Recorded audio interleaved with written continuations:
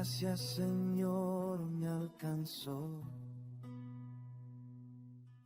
A un alma perdida salvó. Fui ciego, hoy puedo ver. Por lo general los miércoles en la noche comemos arepita donde los maracuchos, pero pues hoy no va a haber arepa donde los maracuchos. Continuamos con nuestra serie de enseñanzas sobre los testigos de Jehová, o mejor, los testigos sin Jehová, porque el Dios que ellos profesan no tiene nada que ver con el Dios de la Biblia. Es un Dios inventado por esa organización. Estamos en el resumen, está la parte 3, con la ayuda de Dios será la última parte de esta recapitulación de toda la historia y doctrinas de los testigos de Jehová. ¿Listo? Entonces en la última ocasión hablábamos de la segunda venida de Cristo, profecías, cálculos erróneos, correcciones en los cálculos, mala interpretación de diversas profecías, sobre todo de Daniel. Hoy vamos a continuar con este resumen con los siguientes puntos doctrinales que ellos sostienen. Vamos al 8, mi amor, más adelante. Punto número 8 es dos pueblos redimidos. Ellos, a diferencia de nosotros, o de lo que la Biblia enseña, sostienen que hay dos clases de creyentes, dos pueblos que Dios vino a redimir. En primer lugar, los famosos 144,000, que son una clase ungida, una clase real, una clase especial, que nadie sabe quiénes son, nadie sabe cuándo son elegidos, nadie sabe si ya están completos o no. O sea, eso es incierto. Lo cierto es que son 144,000, basados en la profecía de Apocalipsis de los 144,000, haciendo una interpretación literal del libro de Apocalipsis, lo cual es un error, porque como todo el mundo sabe, el libro de Apocalipsis es un libro simbólico, ¿sí? Pertenece al género profético, no se puede interpretar literalmente. 144,000 no es 144,000. La bestia no es una bestia. El mar no es el mar. La marca de la bestia no es una marca. ¿Sí? Los ojos de fuego no son ojos de fuego. El anciano de días no es un anciano. Todos esos son símbolos que apuntan a una realidad espiritual que el resto de la escritura ya nos presentó. Entonces el autor, esto no es una clase de escatología ni una clase de interpretación profética, pero el escritor de Apocalipsis, Juan, cuando recibió la revelación, la recibió en términos que ya el pueblo conocía, en términos que ya el pueblo conocía. Entonces el judío o el creyente del primer siglo, cuando leía Apocalipsis, inmediatamente a su mente venían cosas que él ya había leído en el Antiguo Testamento. Entonces no es un libro que se deba interpretar literalmente. Los 1000 años no son 1000 años. Es un número que apunta a una realidad espiritual, pero no son 1000 años. ¿Ven? La mujer no es una mujer, el dragón no es un dragón, son símbolos. Un símbolo apunta a una realidad. Para darnos una idea, nos da una idea de lo que quiere comunicar el autor. Entonces ellos dicen que los 144,000 son 144,000. Bueno, a lo largo de la escritura, el número 12, todos sus múltiplos apuntan al pueblo de Dios. 144,000 es el número total de los salvos del pueblo de Dios, porque el número 12 significa el pueblo de Dios. 12 tribus, 12 apóstoles, 12 columnas, hablan del pueblo de Dios. 144,000 es un múltiplo de 12, por lo tanto 144,000 nos habla desde el pueblo de Dios. No está hablando de un número concreto de personas. Ellos lo interpretan así.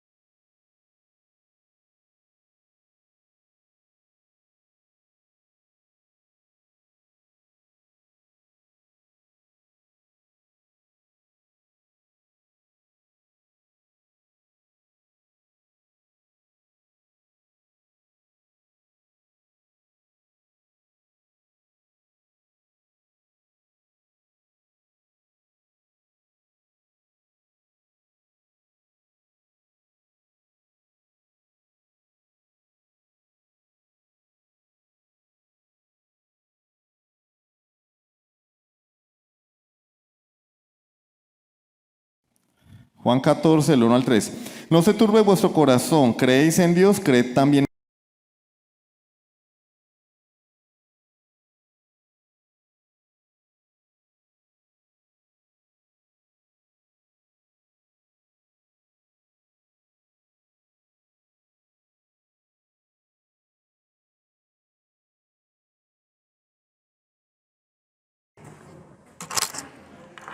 Le está hablando a sus discípulos el Señor, a todo seguidor de Cristo.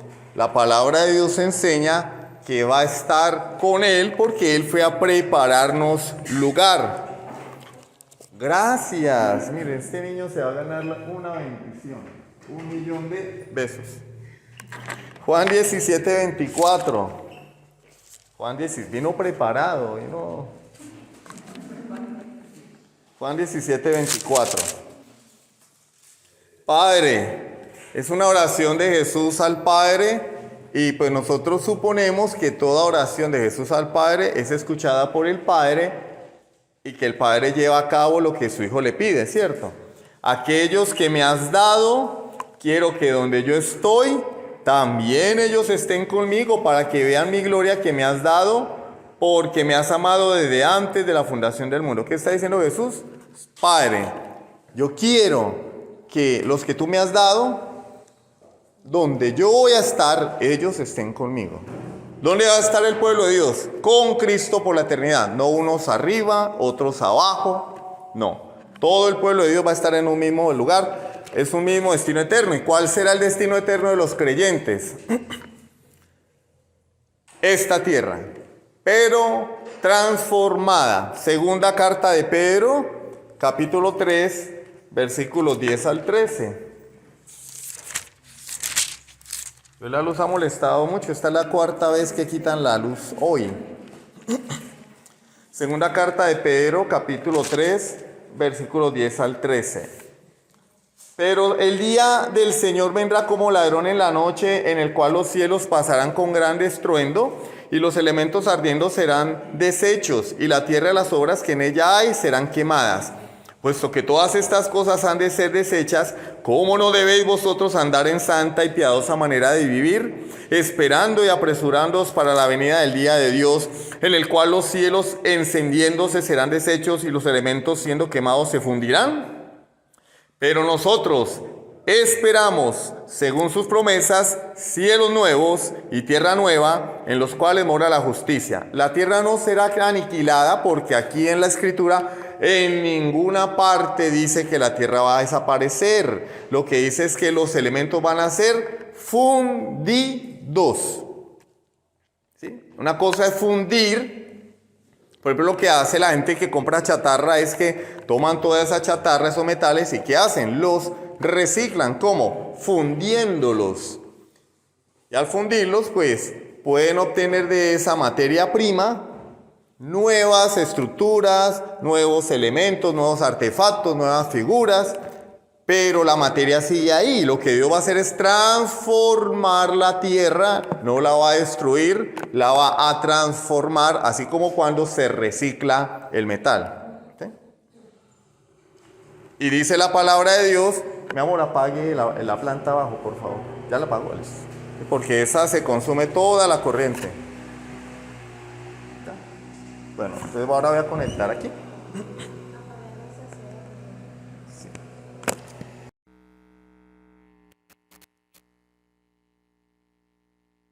Ajá. Listo. Si está grabando, así. Yo todo eso lo mocho en la edición. El muñeco es porque es mi computador personal, entonces no se preocupen por eso. No se preocupen. Ya. Así tienen que buscar la diapositiva. Entonces, vamos a estar aquí. Cielos nuevos y tierra nueva. Pero no unos arriba, otros abajo. ¿Sí? Apocalipsis 21, del 1 al 4. Apocalipsis 21, del 1 al 4 dice: y vi que un cielo nuevo y una tierra nueva, Porque el primer cielo y la primera tierra pasaron y el mar ya no existía más. Y yo, Juan, vi la santa ciudad, la nueva Jerusalén, esta es la iglesia. La nueva Jerusalén no es que iba a venir una ciudad flotando como los Vengadores que venía, ¿cómo es que llama la ciudad esa? El país ese que, no, Wakanda no, el otro, Sokovia, ¿sí? Algo así. Y que flotó, no. Y que va a venir entonces una ciudad flotando en el aire. No, esa ciudad santa, es la nueva Jerusalén, es Sión, es la iglesia que va a descender del cielo a habitar la tierra por la eternidad. Descender del cielo de Dios dispuesta como una esposa ataviada para su marido. ¿Quién es la esposa ataviada para su marido? La novia que espera el regreso del novio, la iglesia. La nueva Jerusalén es la iglesia. ¿Ven? Y oí una gran voz del cielo que decía: he aquí el tabernáculo de Dios con los hombres. ¿Quién es el tabernáculo de Dios con los hombres? Y Él morará con ellos, y ellos serán su pueblo, y Dios mismo estará con ellos como su Dios. Enjugará Dios toda lágrima de los ojos de ellos, ya no habrá muerte, ni habrá más llanto, ni clamor, ni dolor, porque las primeras cosas pasaron. Pero ¿qué vio el apóstol? Cielos nuevos y tierra nueva. Entonces, Dios nos está enseñando que la habitación eterna de su pueblo va a ser esta tierra renovada, transformada por Dios. Así como los hijos de Dios vamos a tener un cuerpo transformado, según Romanos capítulo 8, esta creación está clamando y gimiendo con dolores de parto, clamando a Dios también ser transformada. Cuando Cristo venga, tanto los creyentes van a ser transformados como la creación va a ser transformada. Porque vamos a habitar acá. Y Cristo va a estar en medio nuestro. Entonces, ¿cómo puede lo corruptible morar con lo incorruptible? Primera los Corintios 15 niega esto. Sigamos. Número 9, doctrina número 9, la inmortalidad del alma. ¿Qué creen los testigos sin Jehová de la inmortalidad del alma? Pues que el alma no es inmortal. Para ellos el alma es mortal. Ellos no creen que los humanos tengan una naturaleza inmaterial. Si ustedes quieren profundizar más esto, escuchen los audios de toda la serie que están en el canal. Ellos asumen que cuando muere la persona, muere completa. Muere el cuerpo y el alma. Muere el cuerpo y el alma porque asumen que en el libro de Génesis nos dice que cuando Dios sopló aliento de vida en el hombre, Él vino a ser un ser viviente. Entonces dice, si muere el hombre, muere también el alma. Pero la Biblia no enseña eso. Ellos ven el alma como la fuerza vital dentro de una persona. Cuando la persona se muere, esa fuerza vital desaparece también. ¿Será que la Biblia enseña eso? Bueno, dentro de la inmortalidad del alma también tenemos categorías. Es decir, los 144,000 cuando mueren, rebotan. Se cae el tipo de un avión, se va flotando para el cielo, porque según ellos mueren y de una vez van a la eternidad con Dios. Sin filtro alguno, de una vez derechito. Ahora no se sabe quiénes son, dónde están, si ya están completos, si faltan un poquito o faltan mucho, no se sabe. Los creyentes son todas las personas los adeptos a la organización, que están en la organización. Esos son los creyentes. Ellos mueren y son aniquilados. Los incrédulos son los que nunca estuvieron dentro de la organización. Por ejemplo, nosotros podemos estar dentro de los incrédulos. Nosotros podríamos, digo yo. Aunque no creo porque somos trinitarios. Somos trinitarios, entonces no creo. Pero de pronto alguno por allí que no fue tan malo puede estar dentro del grupo de los incrédulos. ¿Quiénes son los incrédulos? Los que no eran parte de la organización, pero no eran tan malos. Ellos también al morir son aniquilados. Y 1, 2, 3, 4. La cuarta categoría son los blasfemos. Los blasfemos son los que enemigos de los testigos de Jehová, que blasfemaron el nombre de Dios, y dentro de los blasfemos, adivinen, están Adán y Eva. ¿Cómo la ven? Según ellos, Adán y Eva no tienen salvación, porque Adán y Eva fueron los que trajeron el pecado al mundo. Para ellos no hay redención. Terrible, uy, no, es terrible. ¿Será esto verdad? ¿Será verdad esto? ¿Será verdad que hay tantas categorías de personas? Bueno, les quiero mencionar otro poquito.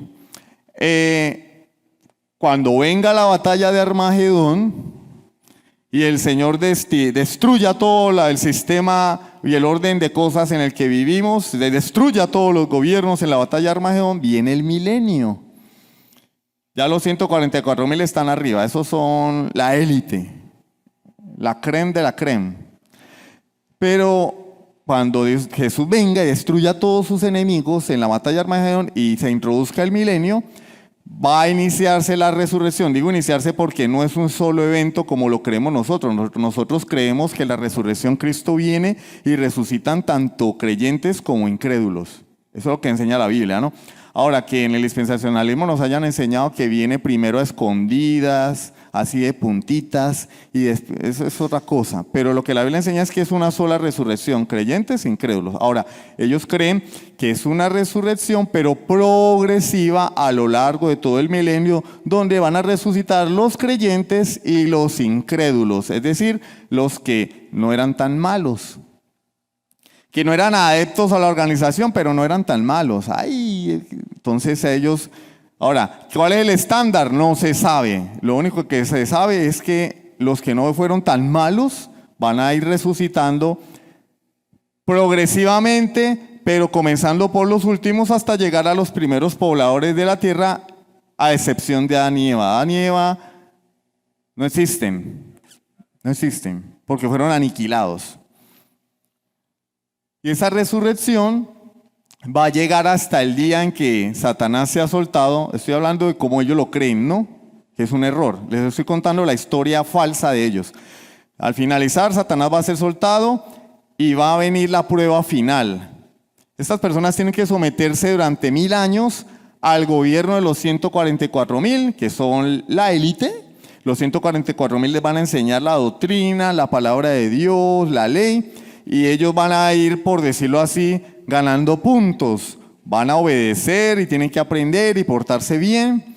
Viene la prueba final, que es Satanás siendo soltado, y los que pasen la prueba, que no se dejen arrastrar por el diablo, van a ir al juicio final. Los que se dejen arrastrar por el diablo también van a ir al juicio final. Pero en el juicio final se van a evaluar tanto a creyentes como incrédulos, y los que pasaron van a estar aquí en el paraíso terrenal por toda la eternidad, y los que no van a ser aniquilados, ahora sí, como dicen, de a de veras. Eso es lo que ellos creen. Un enredo. ¿Qué dice la Biblia? Cristo viene y se acabó todo. Eso es lo que dice la Biblia. Cristo viene y se acabó todo.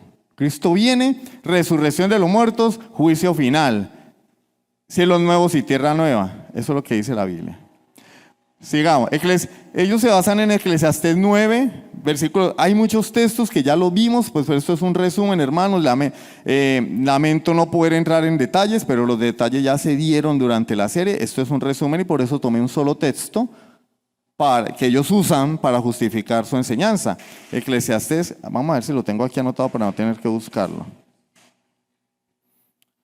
No lo tengo aquí anotado. Eclesiastés capítulo 9, versículos 5 y 10. Hermano, ¿y eso para qué sirve? Eso, como decía ¿eso para qué, hombre? ¿Eso para qué sirve? Eso sirve para no dejarnos enredar de falsas doctrinas, para estar vacunados contra las falsas enseñanzas, para saber que eso es un error y para saber qué es lo que la Biblia enseña, ¿sí? Eclesiastés 9, versículos 5, y damos un saltito hasta el 10. Porque los que viven saben que han de morir, pero los muertos nada saben y tienen más paga porque su memoria es puesta en olvido. ¿Sí ven? Ahí dice que los muertos no tienen memoria porque fueron aniquilados. Vamos a ver si es verdad. Versículo 10. Todo lo que te viniera a la mano para hacer, hazlo según tus fuerzas, porque en el Seol a donde vas no hay obra, ni trabajo, ni ciencia, ni sabiduría. ¿Sí ve? En el mundo de los muertos no hay nada, porque no existe, son aniquilados. Bueno, pues hay que leer el contexto entender cuál es la intención del autor, por qué escribió lo que escribió. Y el versículo 6 pues desmiente eso. Leamos el 6. También su amor y su odio y su envidia fenecieron ya. Atención. Y nunca más tendrán parte en todo lo que se hace debajo del sol. ¿Qué es lo que quiere decir el autor? Que el muerto no tiene nada que ver con esta vida. Por eso su memoria es puesta en olvido, por eso ya no hay trabajo, por eso ya no hay sufrimiento, por eso ya no hay absolutamente nada para el muerto en este mundo. Eso es lo que dice el autor. Como dice el dicho, el muerto al hoyo y el vivo al baile. ¿Sí o no? Así es que dice el dicho. Eso es lo que quiere decir. Aquí el autor no está diciendo que el muerto es aniquilado y por eso en el otro mundo no trabaja. No, lo que está diciendo es que ya no tiene parte con lo que sucede en esta vida. Pero no está hablando de aniquilación. Y el tema del autor es motivar a las personas a que se ocupen con sabiduría, con prudencia y gozo de las cosas de esta vida. Aquí no está haciendo una apología a la muerte ni nada por el estilo, ¿sí? Ese es el punto del autor. Génesis 35, 18, otro texto que desmiente la creencia de ellos sobre el alma mortal. Ellos dicen que cuando muere el cuerpo, muere el alma, ¿sí? Desaparece, es aniquilada. Vamos a ver Génesis 35, 18. Y aconteció que al salírsele el alma, ¿a quién? A Raquel cuando tuvo a Benjamín, cuando dio a luz a Benjamín, el hermano menor de José, los únicos dos hijos que Raquel le dio a Jacob, cuando muere en el parto, dice la Biblia que se le salió el alma. ¿Qué quiere decir? Que murió, pero no está diciendo que su alma se extinguió, desapareció, se aniquiló. No, lo que el autor está diciendo es que morir es sinónimo de salirse el alma. Ahí no dice que el alma desapareció, que dejó de existir. No, el alma salió del cuerpo, se separó. De hecho, la palabra muerte significa separación. Separación del alma, la muerte física. La muerte espiritual, separación de Dios. Pero no está diciendo que el alma dejó de existir o que murió, ¿cierto? Ellos dicen, no, cuando la gente se muere el cuerpo y el alma, no. Se muere, se sale el alma. Apocalipsis 6, versículos 9 y 10. Apocalipsis capítulo 6, versículos 9 y 10. Cuando abrió el quinto sello, vi bajo el altar las almas de los que habían sido muertos por causa de las palabras de Dios y por el testimonio que tenían.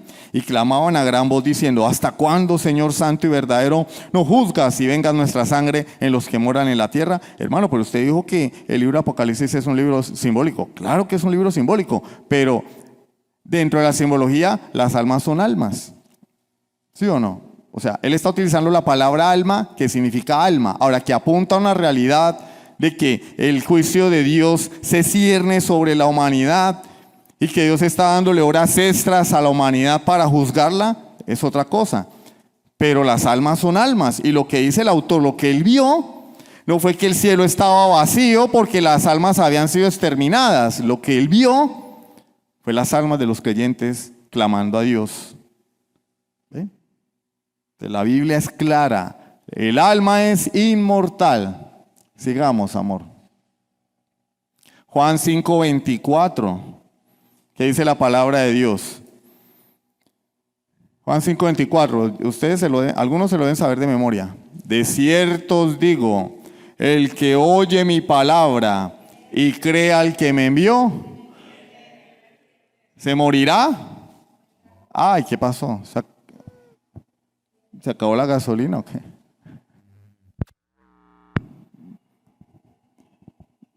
¿Será gasolina? No sé. Están asustando. Voy a apagar a ver si de pronto es el consumo. Y nos quedamos, no es el consumo, debe ser gasolina. No, con la ayuda de Dios vamos a comprar una planta eléctrica más grande. Dijo César Vidal. Dijo César Vidal, así no podemos. porque estaba dando una conferencia y el micrófono le fallaba y le fallaba y le fallaba. Apaguemos este, mi amor, porque este consume mucho. Présteme el control, por favor. Este consume mucha corriente. Ajá. Ya mejoró un poquitín. Y el micrófono le fallaba y le fallaba. Entonces él dijo, no, así no podemos, traigan un micrófono que sirva. Pero claro, lo dijo en tono no serio, no molesto, ¿no? Ahora no está enviando la señal allá. Mi amor, cerró el computador. Bien. Ese, pero los dos no. Ajá. Hoy sí, ya perdió, ya no hay arepa hoy. Ya se quedó sin arepa de cerdo y pollo, le gusta a ella. No con carne, no, cerdo y pollo, ya no. Yo sí me la como con todo, ya porque la carne le cae pesadita. Bueno, sigamos. ¿Dónde quedamos? Uy, Juan 5:24. Dice la palabra que el que cree tendrá vida eterna después de ser aniquilado. Así no puedo trabajar. Sí, porque como dicen que él es creyente, entonces pues de pronto. Sigamos ahora sí. Y yo creo que ahora sí se puede prender este. Y puede prender la planta también. ¿Cómo? No. Puede prender la planta porque... Bueno, vamos a correr entonces. Otra vez. Les voy a regalar ese fondo de pantalla a todos. No, es mi computador personal, ¿no? No es el de la iglesia. Entonces, pues ese es el fondo que yo tengo ahí. Listo, sigamos. Filipenses 1, 21 al 23. Filipenses 1, 21 al 23.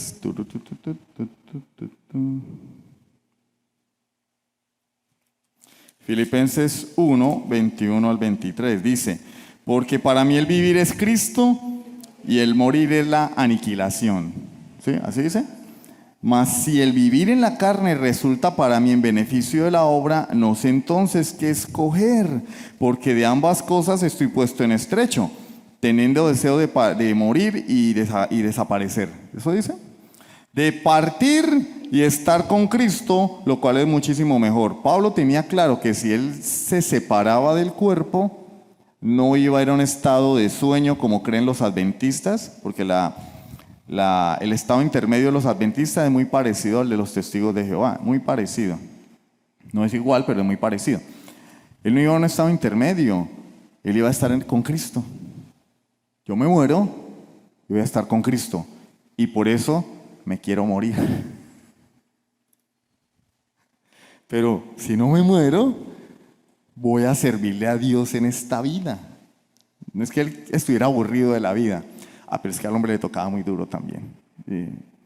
Decía, prefiero morir y estar con Cristo, lo cual es muchísimo mejor. Sabía que iba a la presencia de Dios. O sea, que no iba a una aniquilación o a un sueño, o un estado intermedio de sueño. ¿Listo? 10. El infierno. ¿Qué creen ellos del infierno? Bueno, si no existe vida después de la muerte, pues tampoco existe infierno, ¿sí o no? Porque el infierno es la condenación para los que no creyeron en Cristo después de la muerte. Entonces, para ellos no existe el infierno. Para ellos, el infierno es el sepulcro común de la humanidad. Los malvados, ya hablamos, son exterminados, aniquilados de la conciencia para siempre. Pero ¿qué dice la Biblia? Vamos rápidamente a la palabra de Dios. Daniel capítulo 12, versículo 2. Daniel 12, 2, rápidamente. Y muchos de los que duermen en el polvo de la tierra, hermano, pero mire, ahí dice que el dormir se compara con la muerte, ¿sí? Pero no es que decir que estén durmiendo. En el Nuevo Testamento el dormir habla de la muerte del creyente. Muchos de los que duermen en el polvo de la tierra serán despertados. Unos, ¿para qué?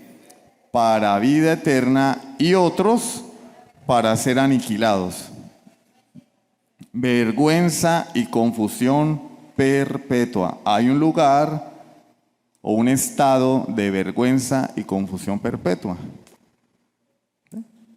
No es aniquilación. La muerte no es el fin. La muerte es el paso para lo que viene después. Mateo 25, 41 al 46. El versículo 41 dice, apartados de mí, malditos, al fuego eterno preparado para Satanás y sus ángeles. Eso es lo que dice Jesús. Bueno, algunas personas dicen que Jesús era puro amor, amor, amor, amor. No. Dirá a los de la izquierda, a los cabritos. Cuando digo que los de la izquierda son los de esta, es en broma, ¿no? No vayan a pensar que estoy haciendo una mala interpretación de la escritura ni torciendo la Biblia, ¿no? Cuando digo que los cabritos son los de la izquierda, ¿sí? Los que tienen esa filosofía política, pues es una broma, ¿no? El pastor está torciendo la escritura, metió que... No, es una broma. Los de la izquierda son los incrédulos, por eso son cabritos, porque los cabritos no tienen gobierno, hacen lo que quieren. Y les dirá, apartados de mí, malditos, al fuego eterno preparado para Satanás y sus ángeles. Y después les dice las razones. Pero en el versículo 46 dice, e irán estos a la vida eterna, hablando de los justos, y los otros a la condenación perpetua. Hay una condenación, hermanos, porque si no, Dios no sería justo. Si no hay un infierno, Dios sería un Dios injusto, porque imagínense entonces las últimas noticias de hombres que han matado niños, de hombres que han abusado de niños, los capturan y que los dejan libres. Eso es injusto. Y si Dios no condena el pecado de la humanidad, sería un Dios injusto. Hay un lugar de condenación donde el mundo incrédulo va a pagar por sus pecados. El que no se arrepiente. Dios no es un Dios arbitrario que va a enviar al infierno a la gente porque sí. No. Al que no se arrepienta. Dios le da al hombre su revelación general, la creación, para que entiendan que hay un Dios. ¿Sí? Y le da su revelación especial para que conozcamos cómo ser salvos de su ira. Dios no es injusto, es bueno. El hombre, a pesar de las evidencias, le da la espalda a Dios. Entonces, ¿cómo lo va a salvar Dios? Si el hombre no quiere ser salvo, pues va a tener que pagar por sus pecados. ¿Dónde? En el infierno. Lucas 16, del 19 al 31, no lo vamos a leer, es la parábola, algunos dicen que es una parábola, otros dicen que es una historia, del rico y Lázaro. ¿Y dónde se desarrolla esta parábola? En el infierno y en el paraíso. Había un hombre rico que hacía banquetes con gran esplendidez, pero era un hombre rico egoísta porque derrochaba su dinero en banquetes, celebrando con sus amigos, y había un pobre mendigo que se estaba muriendo de hambre y ni siquiera no le compartía lo que Dios le había dado como bendición. Este hombre tenía unas llagas que eran lamidas por perros, o sea, este hombre era lo más bajo que podía haber porque el perro era un animal inmundo. Mueren los dos. Y dice la Biblia que el Lázaro va al seno de Abraham. El seno de Abraham simboliza el paraíso porque entre Dios y los hombres estaba Abraham. O sea, después de Dios, para el judío, lo máximo era Abraham. Entonces, cuando él dice el seno de Abraham, los judíos entienden que está hablando del paraíso, del lugar más bello y hermoso que existe. Y el rico fue al Hades. ¿Sí? El Hades tiene dos significados, infierno o lugar de los muertos, dependiendo. Pero si nos está hablando que hay un lugar de descanso y después dice que fue al Hades, pues quiere decir que fue ¿a dónde? Al infierno, ¿cierto? Fue al infierno y estaba haciendo ¿qué? Atormentado por el fuego. Padre Abraham, ahí sí se acordó que era Padre Abraham. Padre Abraham, envía a Lázaro que moje su dedo en agua y venga y toque la punta de mi lengua porque estoy siendo aquí atormentado en esa llama. Ahí no dice que se murió, dejó de existir porque no hay infierno. De hecho, Jesús fue la persona que más habló del infierno. Entonces sí hay un infierno. Apocalipsis 14, del 9 al 11. Apocalipsis capítulo 14, versículos 9 al 11.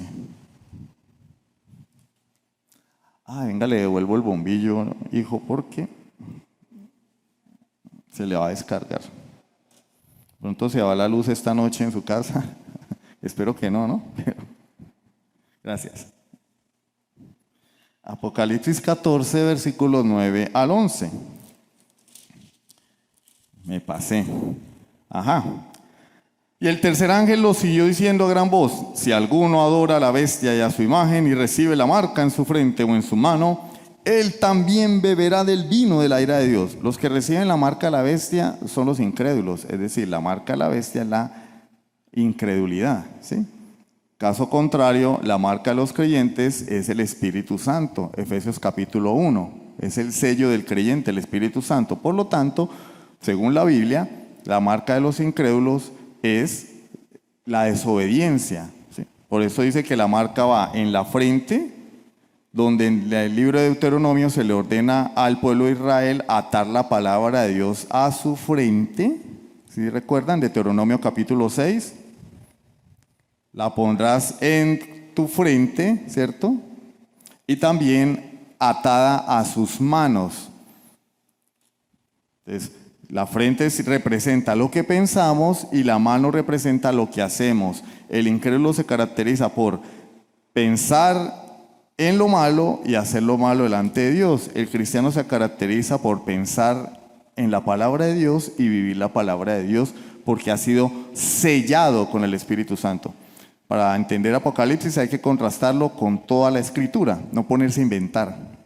Oh, la marca de la bestia es el microchip. Eso es el microchip porque sacaron, llevan como 30 años con el cuento, más de 30 años con el cuento del microchip. La tarjeta de crédito, el código de barras, el código QR, el microchip, cualquier cantidad de cosas. No, hermano, la marca de la bestia es una vida de pecado. La marca de Dios es el Espíritu Santo, el sello del Espíritu Santo, Efesios 1. Ahí ya matamos ese problema.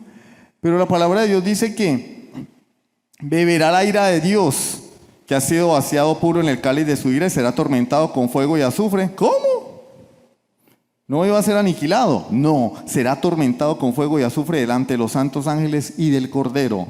Y el humo de su tormento sube por los siglos de los siglos. ¿Cuándo? Por los siglos de los siglos. Es un tormento eterno. Y no tienen reposo de día ni de noche los que adoran a la bestia a su imagen, ni nadie que reciba la marca de su nombre. Por toda la eternidad serán atormentados, aunque ellos digan que no. Apocalipsis 20, versículos 10 y 14. Apocalipsis 20, versículos 10 y 14.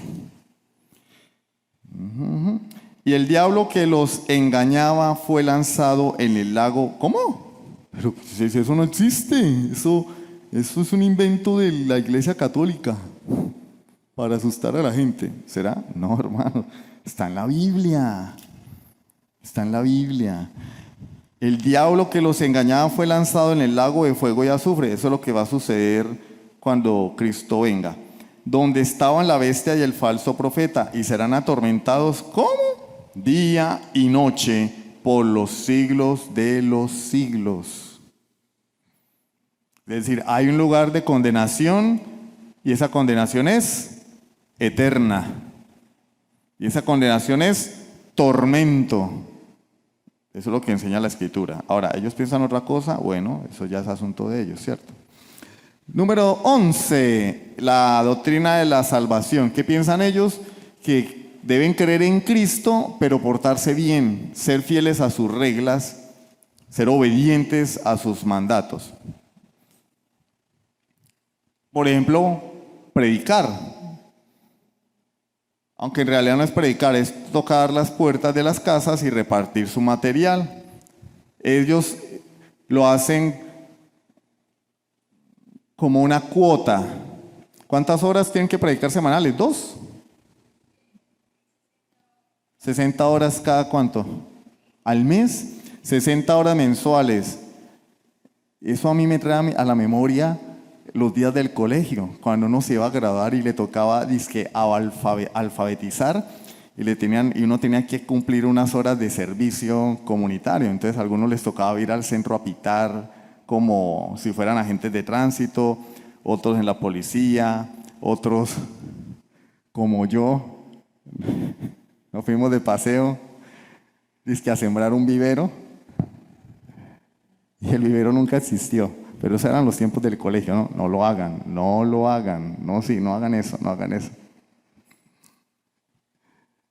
Y el profesor nos creyó. El profesor, créanos. Ah, listo. Bueno, ellos tienen que pagar 60 horas mensuales. Ustedes, no es que ellos salgan felices a extender su doctrina, no, no, es una cuota impuesta. ¿Por qué le pregunto a ellos? Porque mis hermanos tienen un familiar que pertenece a esa organización y es muy celoso de esa organización. Entonces, si ustedes quieren saber algo de eso, le pueden preguntar a ellos, que ellos conviven con eso, es el pan de cada día para ellos. 60 horas semanales obligatorias. ¿Por qué? Porque esa es la cuota. Si no lo hacen, pues peligra su salvación, ¿cierto? Peligra la salvación. ¿Qué dice la Biblia? La Biblia nos enseña que la gracia es el fundamento de la salvación. Fundamento, la base sobre la cual se sostiene la salvación. Efesios 1:7. Efesios capítulo 1, versículo 7. Versículo 7 dice... Vamos a la Biblia mejor para no... En quien tenemos redención por su sangre, el perdón de pecados según las riquezas de su gracia. Según nuestro perdón no se basa en nuestras obras, sino según las riquezas de su gracia. Gálatas 2:21 Pablo dice que si la salvación fuera por obras, pues en vano murió Cristo. No desecho pues las gracias. Vamos a ver. Gálatas capítulo 2, versículo 21. No desecho la gracia de Dios, pues si por la ley fuese la justicia, entonces por demás murió Cristo. Si tú te puedes salvar por la ley, pues Cristo perdió el tiempo muriendo aquí por nosotros. O sea, fue una pérdida muy grande porque es Dios el que vino, ¿no? Y si cada uno puede salvar por su buen comportamiento, cree que porque se portó bien, o como dicen algunos, cuando uno les pregunta en la entrevista para ser miembros, ¿cómo fue su conversión? Y dicen, no, pues yo asistía a la iglesia y ahí iba, pero después pues fui cambiando y ya llevo 10 años en el evangelio. Eso no es conversión, o sea... Eso no es conversión. La conversión se narra en términos de una experiencia que nos confronta, un antes y un después, no de no, pues yo iba a la iglesia, ya tenía 10 años allá y pues un día escuché una predicación y como que dije, no, esto aquí como que no es, y me fui y ahora estoy aquí. Bueno, pero ¿cuándo se convirtió? ¿Cuándo conoció a Cristo? ¿Cuándo fue transformada su vida?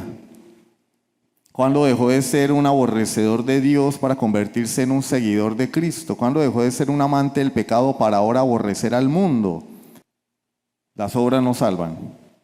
La fe es el medio de la salvación. Salmos 2 del 8 al 10. La gracia es el fundamento de la salvación. A través de la gracia somos salvos por gracia, pero la fe es el medio a través del cual accedemos a la gracia. Las gracias son los espaguetis y la fe es el tenedor.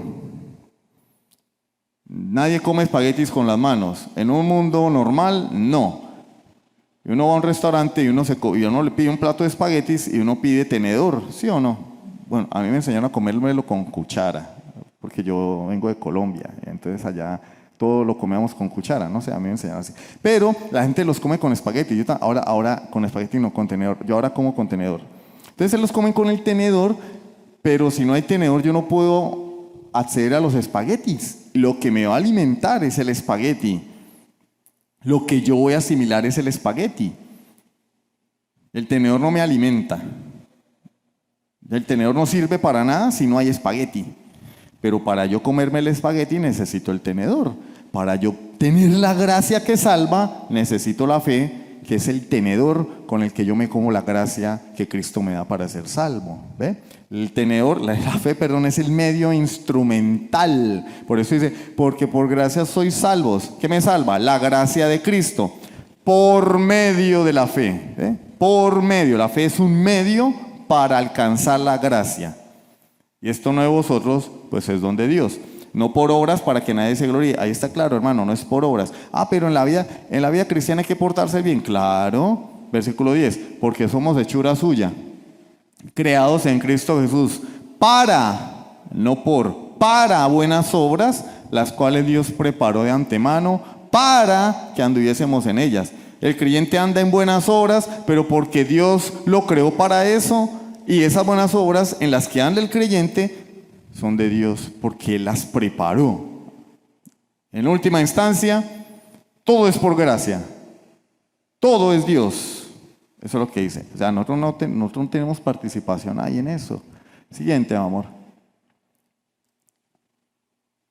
Yo tenía aquí más textos, pero no importa. Bueno, y para finalizar, la Biblia de los testigos sin Jehová, que es el último tema que vimos. La Biblia de los testigos sin Jehová tiene muchos problemas. Por ejemplo, no hay certeza ni claridad de qué texto griego proviene. No se sabe, como dice la canción, nadie sabe, nadie supo, ¿sí? No hay certeza, nadie sabe qué texto griego viene. Lo cierto es que se reunieron muchos especialistas de los testigos sin Jehová en un cuartel secreto en la Antártida, o tal vez en el área 51, y sacaron un texto griego y elaboraron una traducción que nadie sabe quién la hizo, pero son eruditos que la mantienen mantienen sus nombres anónimos porque no quieren robarle la gloria a Dios. No quieren robarle la gloria al Señor, porque son humildes. Entonces nadie sabe quién hizo esa traducción. Sí, por allá Frederick Franz salió a relucir. Cuando lo entrevistaron y le preguntaron, el tipo no tiene estudios teológicos formales, nunca estudió hebreo, nunca estudió griego. Sin embargo, el hombre hizo un texto griego, no sé, con una varita mágica como la de Harry Potter tal vez, y apareció el texto griego. Y los especialistas han analizado la traducción y concuerdan en que no proviene de un texto griego, sino que proviene de una Biblia en inglés. Lo que hicieron fue agarrar una Biblia en inglés y traducirla al español, ¿sí? La que tenemos en español, la versión en español. ¿Qué más podemos decir allí? Frederick Franz, cuando le dijeron que tradujera un texto del libro de Génesis, que cualquier estudiante de hebreo podría traducir, él no pudo traducirlo, lo cual reflejó su incompetencia y falta de capacidad para traducir siquiera un texto del Antiguo Testamento, mucho menos para traducir toda la Biblia completa. Pero bueno. Y pues ellos, buscando cómo sostener su doctrina que niega la deidad de Jesucristo, pues encontraron atrás, mi amorcito, no, aquí lo tengo, perdón, en el señor Greaver, atrás, mi amor. Johannes Greaver, que era sacerdote, dejó el hábito y se volcó al espiritismo. Su esposa era medium y comenzó a practicar el espiritismo. Afirmaba que él recibía, cualquier parecido con la iglesia moderna es pura coincidencia, ¿no? Recibía revelaciones del más allá. El hombre, los espíritus le decían la interpretación de la escritura. No es este el que está sonando. Alguien le está sonando por el reloj. De pronto duerme a esta hora, entonces necesita que lo despierten.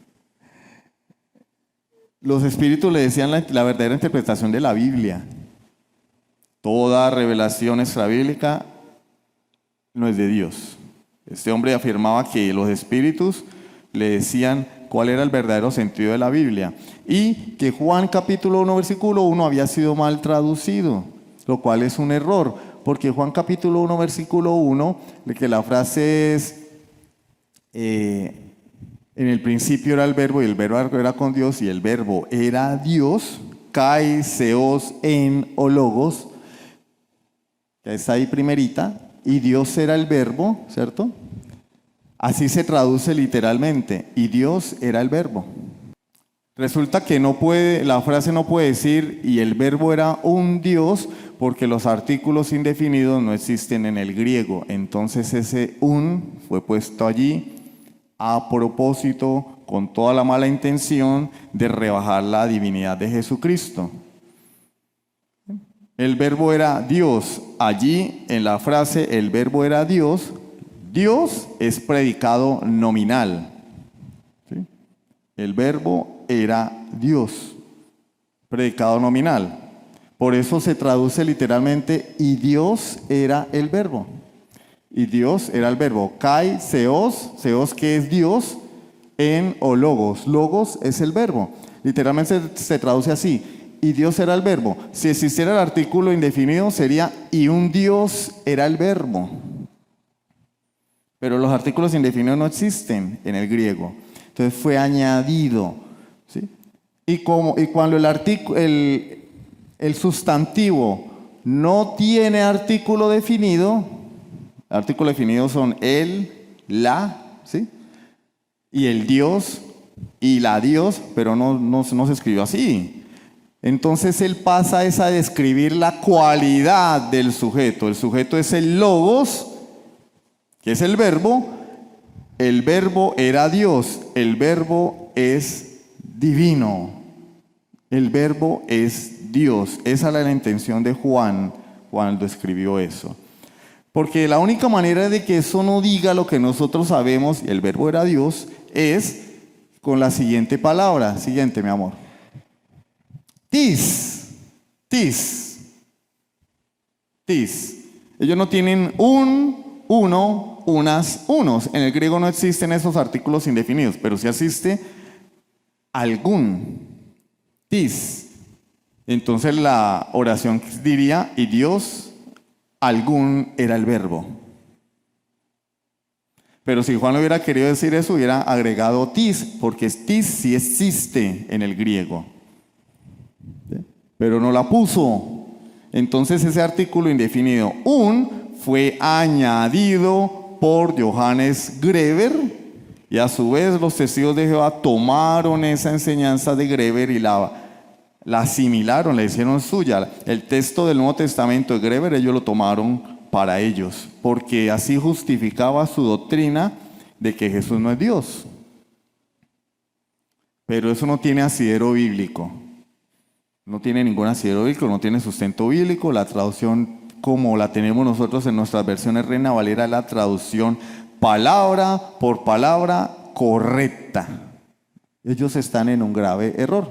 Siguiente, mi amor. Si quieren saber más sobre eso, en el canal está eso mejor explicado. Yo estoy aquí tratando de darles un brochazo rápido porque se nos fue el tiempo.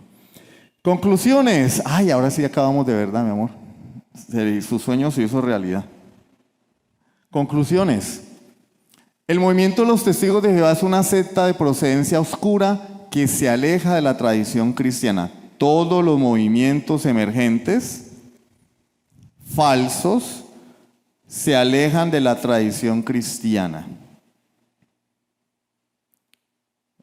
Iglesia de Jesucristo, los santos de los últimos días, Iglesia Pentecostal Unida, de donde ustedes quieran, Pentecostalismo moderno, Testigos de Jehová, ¿me falta alguna? Adventistas del séptimo día y el dispensacionalismo. Se alejan de la tradición cristiana, es decir, es como si el Espíritu Santo se le hubiera olvidado revelar algo y en el siglo XIX se acordó, oiga,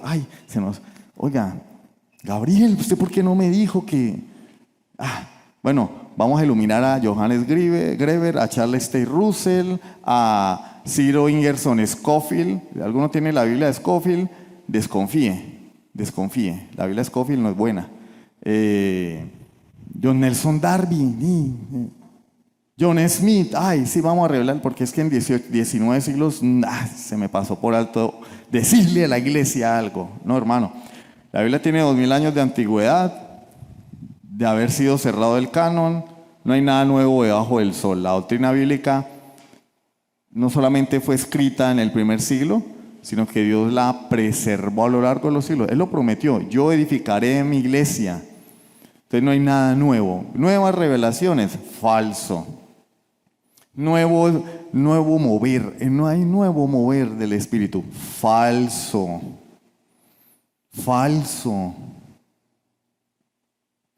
Profesa enseñanzas, el movimiento profesa enseñanzas que no provienen de la Escritura, las tuerce para sostenerlas, a la vez que niega doctrinas fundamentales. Hemos visto la doctrina que niega los nombres de Dios, la Trinidad, la deidad de Jesucristo, el nacimiento virginal de Cristo, la encarnación, la encarnación, la resurrección de Cristo, la segunda venida de Cristo, ¿qué más? La salvación por fe, la inmortalidad del alma, el infierno. ¿Se me escapa alguna? Amor? ¿No? Bueno. Niega esas doctrinas fundamentales. que son fundamentales, no son una postura teológica. ¿Usted qué cree? ¿Usted cree que Dios es trino? Sí. Pues yo no. Bueno, no vamos a pelear por eso. Pues ¿cómo que no vamos a pelear por eso? Si es una doctrina fundamental, hombre. No estamos hablando de qué color vamos a pintar la iglesia, estamos hablando de que ustedes creen en un Dios que no es el de la Biblia, niegan al Salvador, y la Biblia dice en primera carta de Juan que son anticristo. ¿Sí? Son palabras fuertes, pero es lo que enseña la Escritura, ¿cierto? Tercero y último, niega la suficiencia de las Escrituras al creer en profecías extrabíblicas, además de adulterar de manera descarada textos de la palabra de Dios. Niega la suficiencia de las Escrituras, porque todo aquel que constantemente está metido en eso de, hermano Nemesio, ¿usted está orando? Sí, Señor. ¿Qué le ha dicho Dios? Pues ¿qué le va a decir? Nada. ¿Qué le va a decir? Si ya todo está dicho acá. ¿Ha estado orando, hermano? ¿Qué le dice la Escritura? ¿Qué le ha dicho Dios a través de la Escritura? ¿Sí? Pero Dios no va a decir nada nuevo. Es incorrecto hablar de revelación hoy en día. No, pues confundimos la revelación con la iluminación y con la guía del Espíritu Santo. Una cosa es que yo vaya a comprar una moto y me estén vendiendo una moto bien bonita, una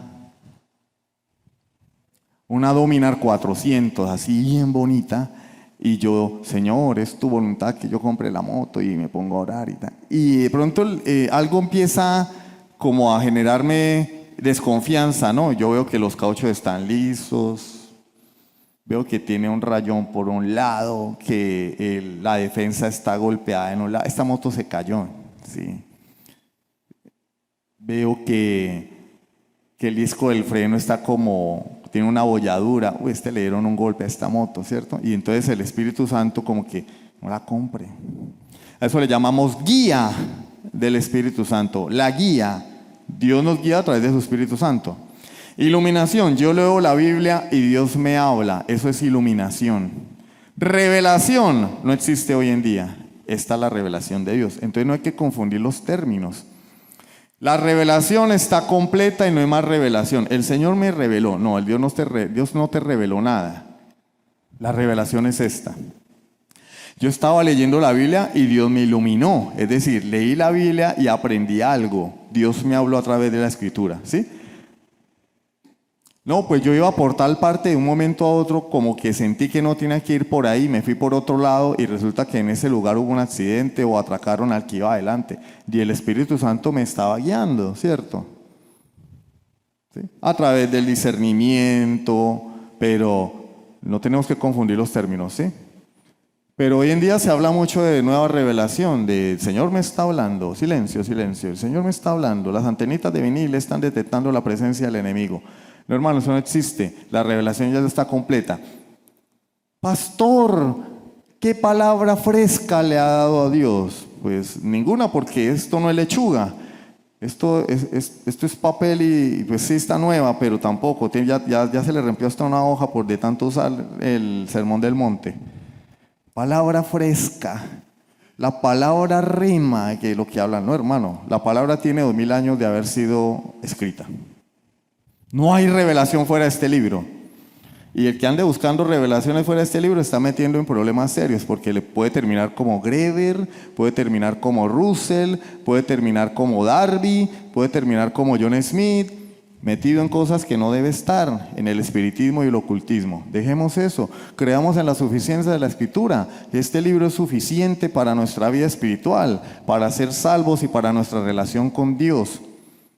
No seamos malagradecidos con Dios, nos ha dado su palabra, debemos amarla y debemos estar contentos con ella, no estar buscando, como dicen, ¿cómo se dice? Las patas al gato, ¿cuántas? Las 3 patas al gato, las 5 patas al gato. Bueno, ustedes saben mejor que yo el dicho. Entonces, esas son las conclusiones que podemos sacar de todo esto. Ser fieles a la Escritura. Lo que más allá de este libro, debemos desconfiar. Ahora bien, sola Escritura no quiere decir que solo la Biblia, ¿no?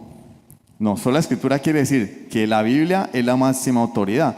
pero hay otras autoridades que se sujetan a la Biblia. Por ejemplo, los credos, las confesiones, la tradición histórica cristiana. Solo la Escritura no quiere decir que solo la Biblia, no, sino que la Biblia es la máxima autoridad. Todo lo que se diga tiene que estar sujeto a la palabra de Dios. Amén.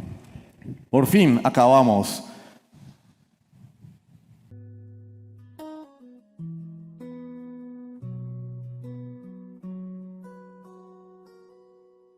Tu gracia, Señor, me alcanzó.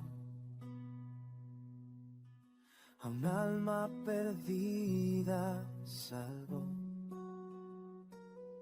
Fui ciego, hoy puedo ver.